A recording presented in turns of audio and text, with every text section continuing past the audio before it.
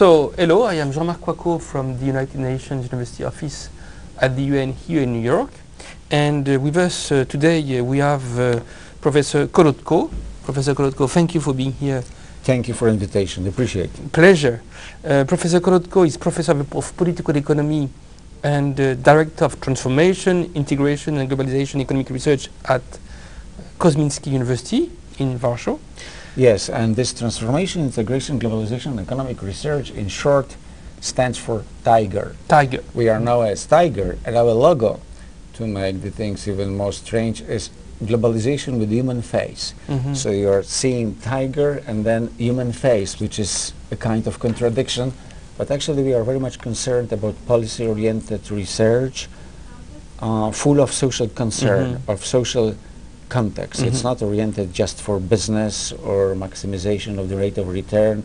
It is very much humane and Mm-hmm. socially oriented, I think, what is also the concern for the United Nations University and UN system. Yeah. And so, for the moment, you are mainly teaching and doing research in a university setting, but previously you served as a Deputy Prime Minister and Minister of Finance in Poland. And here we are together to talk about your latest book, which is entitled Truth, Errors and Lies, and subtitled Politics and Economics in a Volatile World. So, Professor Kolodko, just to begin the conversation, you talk about errors and lies. So what do you mean by errors and lies? I guess applied to international economics and so on. Well, this is the title of the book, but the book is basically tour de force in about long-term development process. And by long-term, I mean not just, say, a couple of years or even 1 or 2 decades. I'm talking about long-term in terms of generations of epochs. And in the quest for a better future of the mankind, of civilization, of interdependent global economy, which is emerging as a result of globalization, I asked myself so many questions, and one of them was, well, why actually so many, I may say too many, social scientists, including the economists, policymakers, are not correct, are wrong. And then I came to the conclusion that there is a very big difference if one is not correct, if one is mistaken, or if one is lying deliberately because of ideological motivation, or more often because of lobbying on the behalf of certain groups of special interests. So sometimes even on TV, respected economists are saying that if we raise taxation, it will be better because we will have more money for social concern. And somebody else says just the contrary. Well, no, if we cut taxation, we will have more money to invest for the private business people, and then the boat will go up together with the water, trickle-down concept. But pretty often the latter are just the lobbyists for the rich people which don't like to pay taxes, which I may understand, yet I may not support.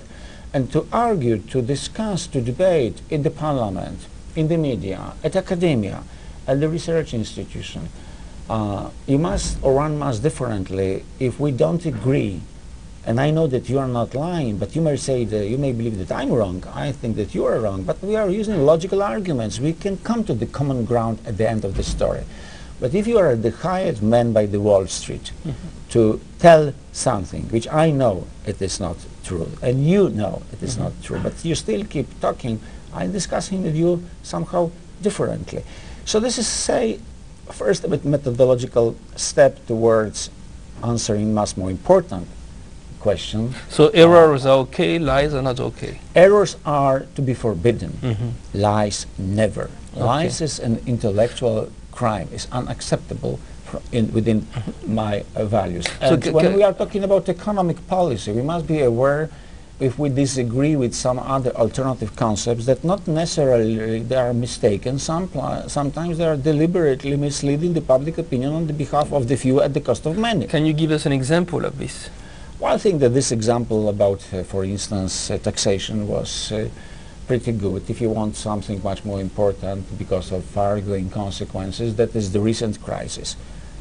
My explanation of the sources, the fundamental, the primary causes of the recent crisis is that that was caused very much by this contemporary laissez-faire, the belief in the power of derivatives, uncontrolled, deregulated private financial market. So my colleagues, some of my colleagues were saying the less of regulation, the better. That was wrong. And now the question was who was wrong because he or she was mistaken, and who was wrong because deliberately they were lying to manipulate the market to take a piece of income from plenty of medium and poor people to the few rich. So that is the example also, and then you can go from country to country, from problem to problem, where sometimes it happens that somebody is not right, is wrong, and simply is being lobbying using the pseudo-economic, pseudo-scientific arguments, not for the purpose to change the situation for better, but for the purpose to facilitate the needs of special group of interests. Mm-hmm. So what would be the, so you in the book you review many centuries of history, and then you also look towards the future. So the future is the most important, yes, and the future is the most difficult to show, to explain, and to shape. But I think that the social science, including economics, which is not able to tell us, intelligent, smart, curious people, upon what depends the future, it's really not what we should expect from social sciences.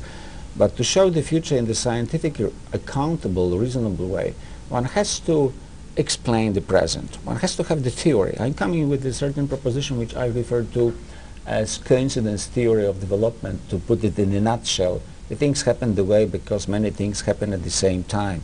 And I'm trying to get rid of this narrow-minded economic approach, so I exercise interdisciplinary and heterodox approach, taking a look into psychological, cultural, technological, political, environmental, geographical factors which are setting the things in motion. But to do so, one has to dive in the past. So therefore, this is the intellectual journey, tour de force in 4 dimensions: spatial, but also past, future, but future seen from theory explaining the current trends, the present, which is based on the lessons from the past experience. But at the top of that, you know, I'm both. I'm theoretician, thinker, intellectualist, professor of university, but I'm also the practitioner. As you mentioned, I've been 4 times Deputy Prime Minister, Minister of Finance. I did advise a couple of governments here and there. And third perspective is, I'm a globetrotter. I've been to the countries. I've been to most of the countries we have in the United Union.